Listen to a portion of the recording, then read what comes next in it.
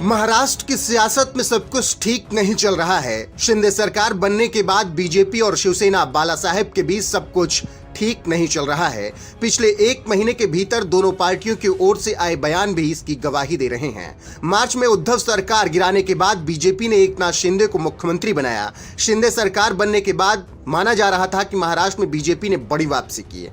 BJP की इस वापसी से विपक्ष कमजोर भी हुआ, लेकिन 9 महीने में ही सारे कयास और अटकलबाजियां ध्वस्त होती हुई दिख रही हैं। महाराष्ट्र में तेजी से बदल रही सियासत ने बीजेपी की टेंशन बढ़ा कर रखी है। ऐसे में जिस तरीके से बयान आ रहे हैं वो निश्चित तौर पर चिंताजनक हैं। चंद्रशेखर बावनकुले, जो कि बीजेपी के नेता हैं, उन्होंने अपने एक बयान में कहा, महाराष्ट्र के समग्र विकास के लिए जरूरी है कि देवेंद्र फडणवीस मुख्यमंत्री बने। हम लोगों को इसके लिए जी जान से काम करना चाहिए। वहीं शिंदे गुट के विधायक संजय गायकवाड़ ने अपने एक बयान में 21 नवंबर को कहा, महाराष्ट्र के राज्यपाल को छत्रपति शिवाजी महाराज के आदर्शों को समझना चाहिए। उनकी तुलना किसी अन्य महान व्यक्ति से नहीं की जा सकती। बीजेपी नेताओं से मेरा अनुरोध है कि कोश्यारी को बाहर भेजें। अब आप इसी से समझ सकते हैं कि किस तरीके से सरकार में मतभेद है और दोनों पार्टी के नेताओं के बयान अलग अलग आ रहे हैं।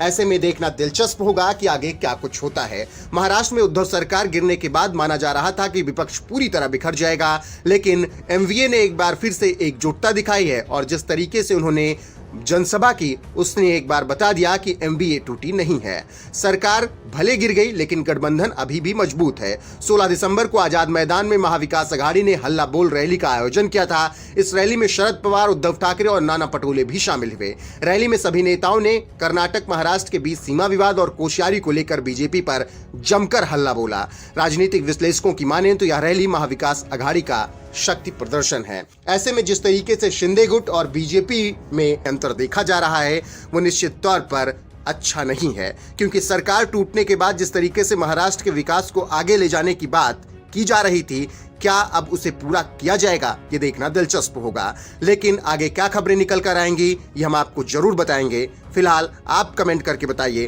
क्या महाराष्ट्र में शिंदे गुट और बीजेपी की सरकार लंबे वक्त तक चल पाएगी या फिर वही हाल होगा जो उद्धव ठाकरे और एमवीए गठबंधन का हुआ था। कमेंट में अपनी राय जरूर बताएं।